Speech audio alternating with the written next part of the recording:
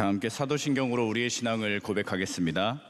전능하사 천지를 만드신 하나님 아버지를 내가 믿사오며 그 외아들 우리 주 예수 그리스도를 믿사오니 이는 성령으로 잉태하사 동정녀 마리아에게 나시고 본디오 빌라도에게 고난을 받으사 십자가에 못 박혀 죽으시고 장사한 지 사흘 만에 죽은 자 가운데서 다시 살아나시며 하늘에 오르사 전능하신 하나님 우편에 앉아 계시다가 저리로서 산자와 죽은 자를 심판하러 오시리라. 성령을 믿사오며 거룩한 공회와 성도가 서로 교통하는 것과 죄를 사하여 주시는 것과 몸이 다시 사는 것과 영원히 사는 것을 믿사옵나이다. 아멘. 다 함께 찬송가 366장 찬송하겠습니다. 찬송가 366장입니다.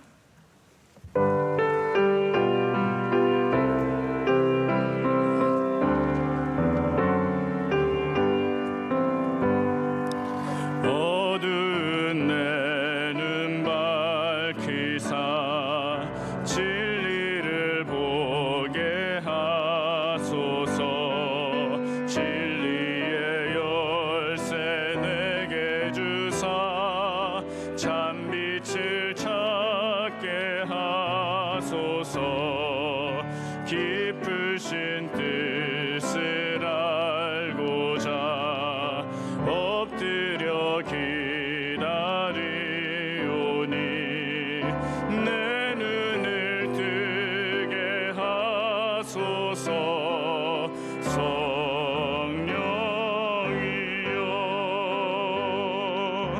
막혀진 내 귀 여시사 주님의 귀한 음성을 이 귀로 밝히 들을 때에 내 기쁨 한량 없겠네. 깊으신 뜻을 알고자 엎드려 기다리오니 내 귀를 열어주소서.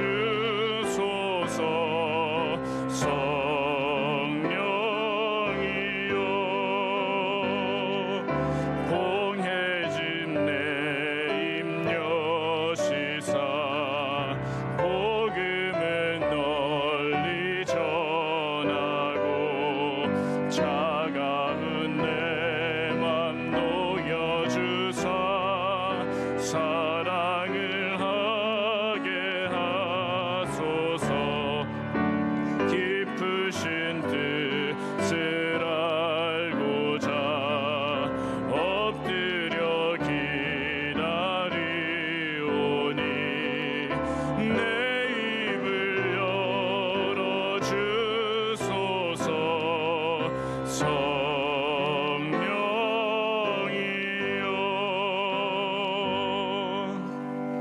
성령이여. 이 시간 권기택 집사님께서 기도하시겠습니다. 모든 만물을 주관하시는 하나님 아버지, 감사 찬양 드립니다. 주님 전으로 인도하시어 기도와 찬양, 말씀으로 오직 주님만을 의지하는 귀한 시간 주심을 감사드립니다.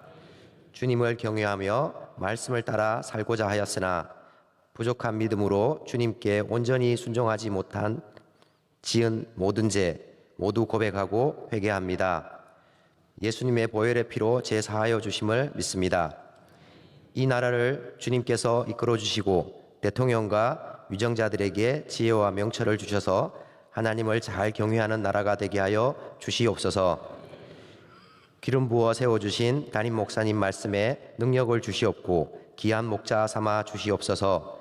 사랑하는 원로 목사님의 비전 선교와 군 선교를 통하여 소외된 곳에 꿈과 소망을 전하는 귀한 사역 되게 하여 주시옵소서.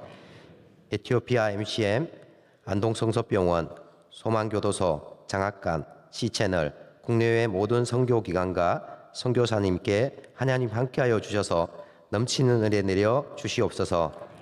다가오는 추수감사절을 정성껏 잘 준비하게 하시고 모든 성도가 영적인 결실도 많이 맺는 귀한 절기 되게 하여 주시옵소서. 이 시간 목사님이 주신 말씀에 큰 은혜 받기를 원하오며 오늘도 모든 것 아버지 하나님 뜻대로 하시옵소서. 모든 말씀 예수님 이름으로 기도드립니다. 아멘. 하나님께서 오늘 우리에게 주시는 말씀은 마태복음 14장 28절로 36절 말씀입니다. 제가 가진 성경 신약 성경 25면쯤에 있는 마태복음 14장 28절에서 36절.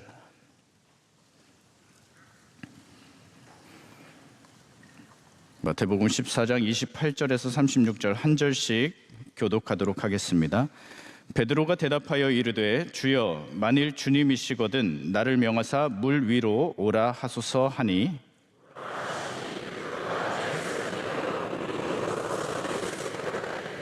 바람을 보고 무서워 빠져가는지라 소리질러 이르되 주여 나를 구원하소서 하니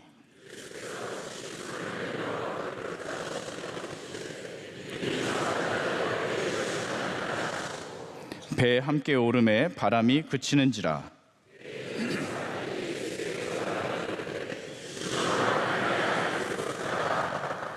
그들이 건너가 게네사렛 땅에 이르니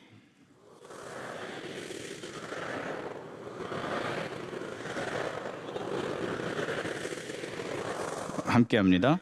다만 예수의 옷자락에라도 손을 대게 하시기를 간구하니 손을 대는 자는 다 나음을 얻으니라. 아멘.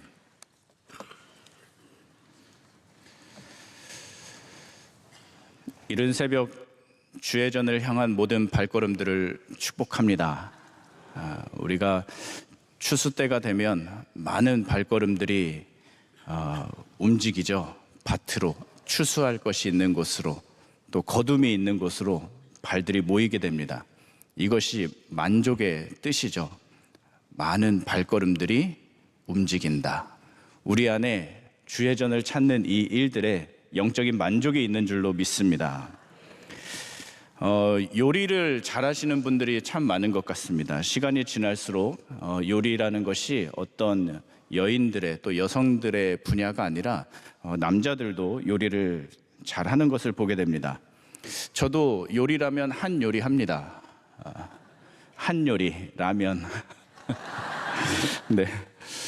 다른 요리도 잘하고 싶은데요. 요리를 하려고 하다 보니까 이 난관들이 참 많더라고요. 첫 번째는 설탕이 어디 있는지 몰라요. 소금이 어디 있는지 모릅니다. 그릇이 어디 있는지 모르고요. 그 집기류들이 어디 있는지 몰라요. 집에 가서 주방에 딱 서면 뭘 하나 찾으려면요, 다 찬장문을 다 열어야 돼요. 한 4번, 5번 냉장고에서 뭘 하나 꺼내려고 해도 모든 냉장고 문을 다 열어야 됩니다. 냉동실 문도 열고 냉장고 문도 열고 그래야 뭐 하나 찾을까 말까 해요. 아이들이 뭐 과일에 설탕을 뿌려달라고 하면요, 온 문을 다 열어요. 그래도 결국 못 찾습니다. 그래서 설탕 비슷한 거 뿌려줄 때도 있고 또 슈퍼 가서 설탕 사와서 뿌려줄 때도 있고 뭐 그냥 먹으라고 할 때도 있고. 요리를 잘하려고 하면요, 일단 주방 위치를 잘 알아야 됩니다. 주방 위치를 모르고 또 조미료가 어디 있는지 모르면 요리를 잘할 수 있겠습니까?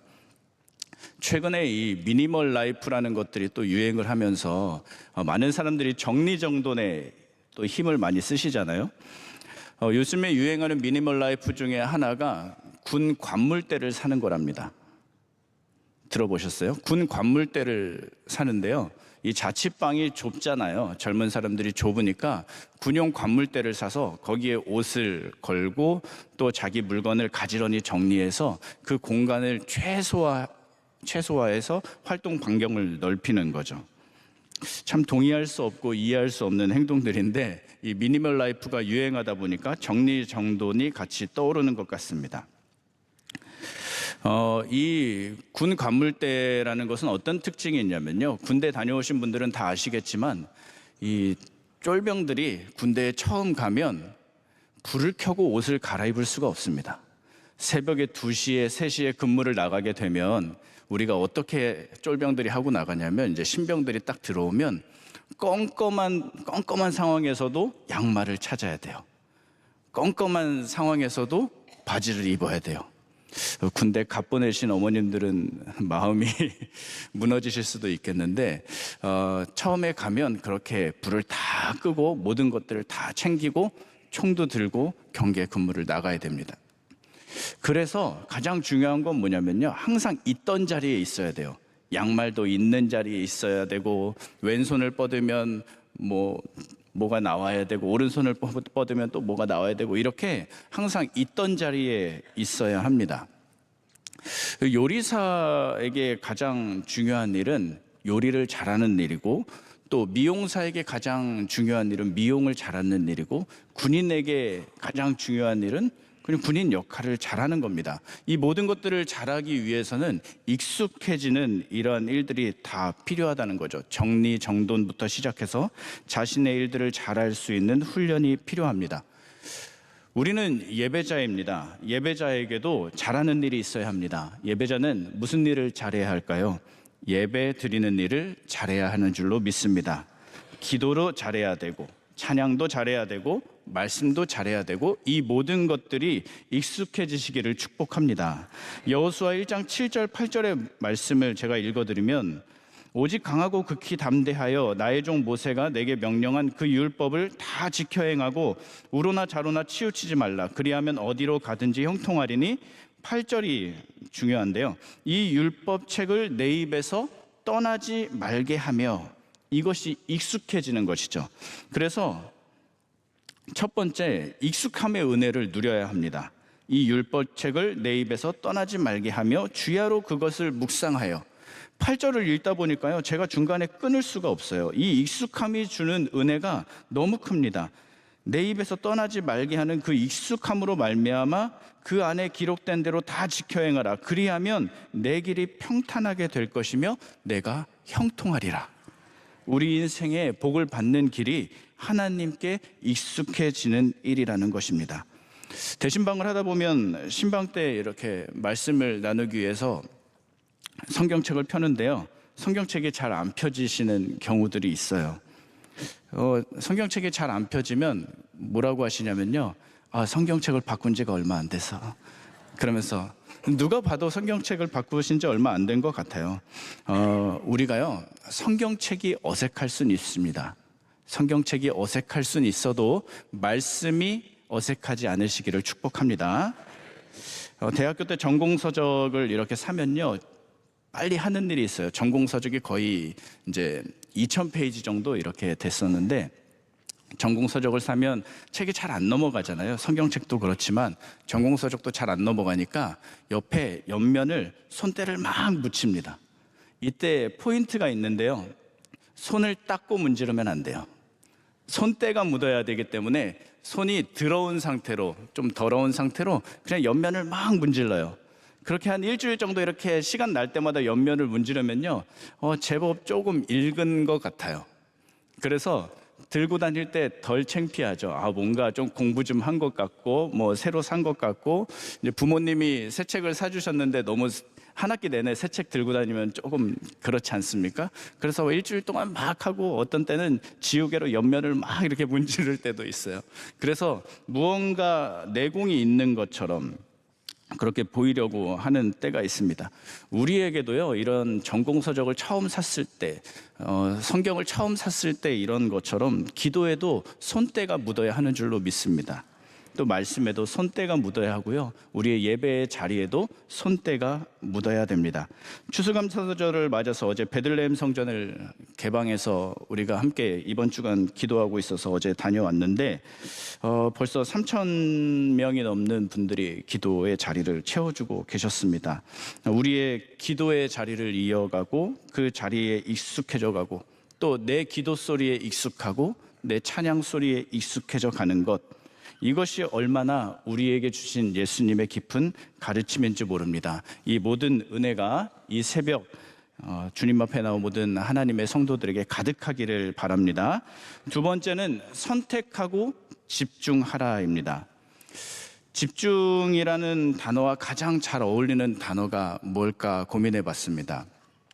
집중이라는 단어와 가장 잘 어울리는 단어는요, 선택이더라고요. 제가 책방에 가서 이렇게 책 제목을 보니까 선택과 집중이라는 책 제목이 은근히 많았어요. 그래서 이 선택을 하는 데 있어서 우리들이 얼마나 이 중요한 일들 과정을 거쳐야 되는지 생각을 해보게 됐는데, 이 선택에 있어서 오류가 두 가지가 있는 것 같습니다. 첫 번째는 신중하지 못한 선택, 두 번째는 포기하지 못한 선택. 이 진로를 정할 때, 또 직장을 정할 때, 또 결혼을 정할 때 우리가 신중하지 못하게 선택을 하면, 신중하지 못한 선택을 하게 되면 우리가 끊임없이 갈등하게 됩니다. 제가 직장을 다닐 때 보면요, 회사를 출근해서 하루 이틀 막 인사를 나누고 막 친해지려고 애를 썼는데 다음날 안 보이는 분들이 계세요. 정말 힘들게 들어오셨을 텐데 출근을 안 해요. 그건 뭐냐면 신중하지 못한 선택을 했을 확률이 있다는 거죠. 또 두 번째 오류는 포기하지 못하는 선택입니다. 다 잘하려고 하면요, 결국은 다 망칠 수밖에 없다라는 말들이 있지 않습니까? 우리가 모든 것들을 다 잘하면 좋겠죠. 팔방미인이라는 말 우리가 이럴 때 많이 쓰죠. 팔방미인이라는 것은 8개의 방향 아닙니까? 팔방미인. 그래서 어디에서 봐도 이쁜 거예요. 어디에서 봐도 아름다운 겁니다. 제가 목사 안수를 받을 때 저는 저희 노회에서 그때 당시에 참 어떻게 하다 보니까 저 혼자 안수를 받게 됐어요.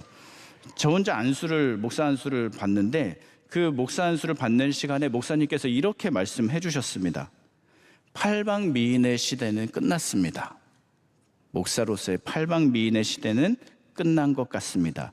이제 목사님은 한 가지 무기를 가지십시오 라고 하시더라고요.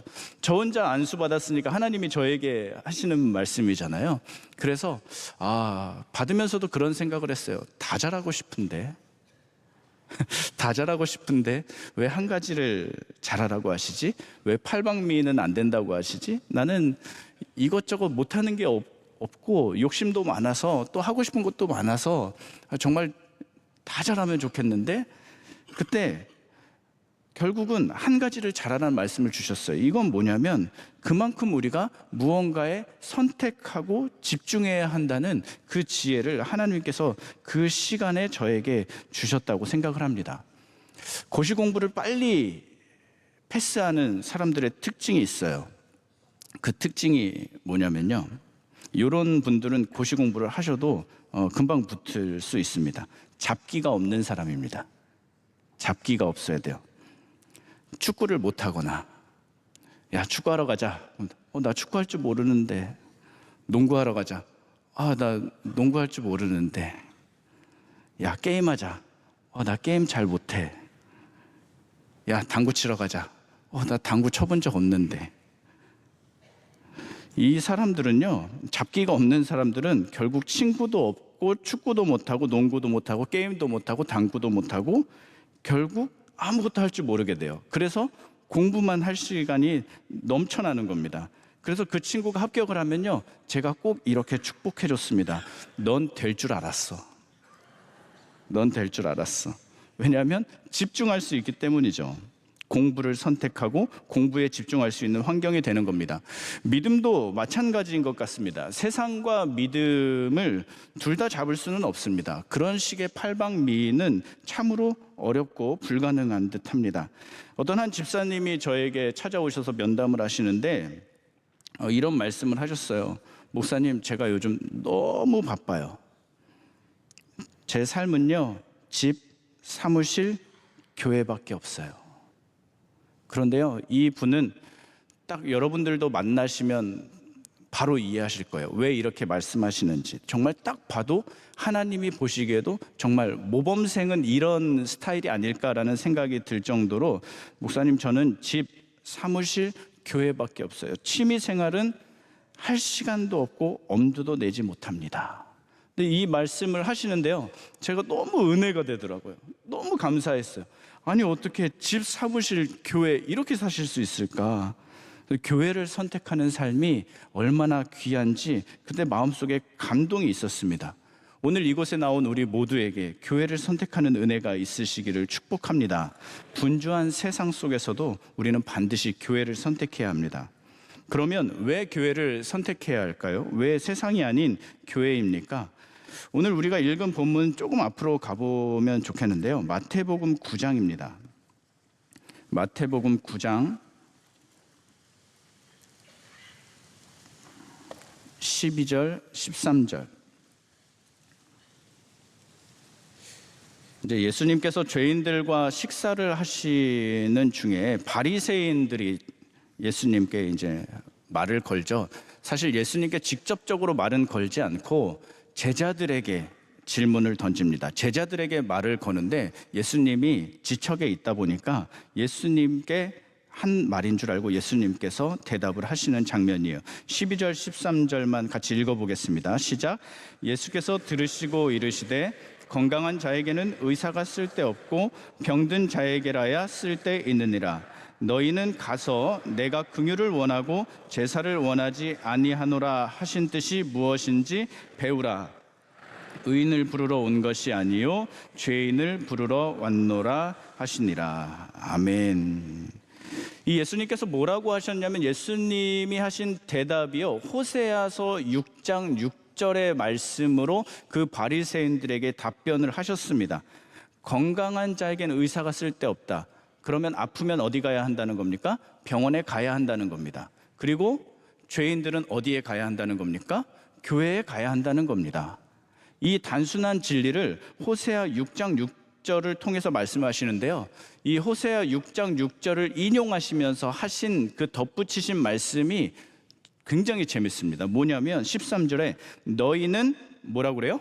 가서 호세아 6장 6절을 인용하신 다음에 뭐가 붙냐면 배우라 라고 하세요. 너희는 가서 배우라. 지금 이 대상이 누구냐면요, 바리새인들입니다. 바리새인들은요 항상 자기가 모범 답안이에요. 나처럼 하면 천국 가요. 나처럼 하면 구원받아요. 그런데 예수님이 뭐라고 지적하시냐면 가서 배우라라고 해요. 굉장히 충격적인 선포죠. 쉽게 얘기하면 그런 겁니다. 그러니까 저희가 대신방 다 했는데 또 면담을 다 했는데 장례를 다 치렀는데 누가 와서 예수님이 오셔서 너 좀 가서 배워야겠다. 너 이 일 왜 하니? 너 사역 왜 하니? 그 본질이 뭐라는 거예요? 호세아서 6장 6절이라는 겁니다. 내가 긍휼을 원한다. 내가 자비를 원한다. 너희가 하고 있는 일에 가장 중요한 핵심은 뭐냐면 자비와 긍휼이다라고 말씀해 주시고 계시는 겁니다. 우리는 바로 예수님의 이 가르침처럼 정말 본질을 선택하고 본질에 집중할 수 있어야 합니다. 세 번째는 예수님께서도 선택하시고 집중하셨습니다. 오늘 본문에서도 14장 오늘 본문에서도 보면요, 예수님께 집중하지 못하는 장면이 나옵니다. 바람이 부니까요 예수님께 집중을 하지 못해요. 바람이 부니까 바로 빠져버립니다. 우리 인생에도 바람이 불지 않습니까? 우리 인생에도 건강의 바람이 불고 또 물질의 바람이 불고 자녀의 바람이 불고 여러 가지 바람이 불기 시작하면 이 바람이 내게 좋은 바람으로 느껴지든 나쁜 바람으로 느껴지든 이 바람이 불기만 시작하면 우리는 예수님을 바라보던 그 시선을 이내 곧 떨어뜨리고 물에 빠질 수밖에 없게 됩니다. 마태복음 12장에 보면요, 우리 한 번만 더 좀 찾아볼까요? 새벽에 힘드시겠지만 마지막으로 한 번만 더 보겠습니다. 마태복음 12장 1절 2절에 보면 이제 예수님께서 그 안식일에 밀밭 사이로 걸어가시면서 그 밀밭 사이에서 이삭을 잘라 먹는 그 제자들과 바리새인들의 논쟁에 뭐라고 대답하시냐면요, 이제 바리새인이 예수님의 제자들이 잘못하고 있다라고 비난을 하니까 12장 7절 8절에 이렇게 바리새인들을 향해서 말씀하십니다. 두 절만 읽겠습니다. 시작. 나는 자비를 원하고 제사를 원하지 아니하노라 하신 뜻을 너희가 알았더라면 무죄한 자를 정죄하지 아니하였으리라. 인자는 안식일의 주인이니라 하시니라. 아멘. 예수님은 바리새인과의 여러 논쟁을 통해서 결국은 한 가지 대답을 하셨는데요. 그 대답이 바로 호세아서 6장 6절을 반복하시면서 바리새인에게 가르쳐 주셨더라고요. 예수님이 가르쳐 주고 싶은 건 너가 하고 있는 일, 너가 논쟁하고 있는 일의 본질을 알아야 된다라는 겁니다. 예수님은 자비와 긍휼, 사랑을 원하고 계신데 너희는 아직도 껍데기에 우리가 머물러 있다라는 것을 말하고 있습니다. 우리도 잘 선택하고 잘 집중하여서 본질에 다가갈 수 있는 한 주간이 되기를 바랍니다. 말씀을 정리합니다. 최근에 한 헤드셋을 이렇게 선물로 받았는데 노이즈 캔슬링이 되는 헤드셋이더라고요. 그 헤드셋에 이제 음악을 막 듣고 노이즈 캔슬링을 하면 주변 소리가 안 들립니다. 그런데 제가 찬송가를 연습하려고 노래를 탁 불렀어요. 그랬더니 이 노래가 꺼지고 노이즈 캔슬링이 꺼지는 거예요. 새로운 기술이 접목됐더라고요. 그때 그런 생각을 했습니다. 모든 노이즈가 캔슬링되고 또 내가 음악을 듣더라도 하나님이 말씀하시는 순간 이 모든 소리가 다 꺼진다면 우리가 얼마나 행복할까? 우리가 얼마나 주님께 집중할 수 있을까? 이 한 주간 또 오늘 하루 하나님이 말씀하실 때 우리의 모든 잡음과 우리의 모든 세상의 소리와 우리의 욕심과 우리의 자만이 다 꺼지는 하루가 되시기를 축복합니다. 이 시간 우리 함께 기도하겠습니다. 함께 기도하실 때 교회와 담임 목사님, 원로 목사님을 위하여 기도해 주시고 또 추수감사절 절기를 준비하고 있습니다. 오직 감사에 집중할 수 있는 귀한 절기 되도록 우리 주여 3번 부르짖고 기도하겠습니다.